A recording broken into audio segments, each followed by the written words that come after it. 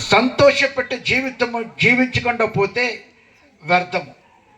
ఎందుకంటే ఆయన ఆరాధనలకు అర్హుడు అని బైబిల్లో రాయపడింది. ఆరాధనలకు అర్హుడైన దేవుడిని ఆరాధనలకు అర్హులుగా మనం ఉండాలి.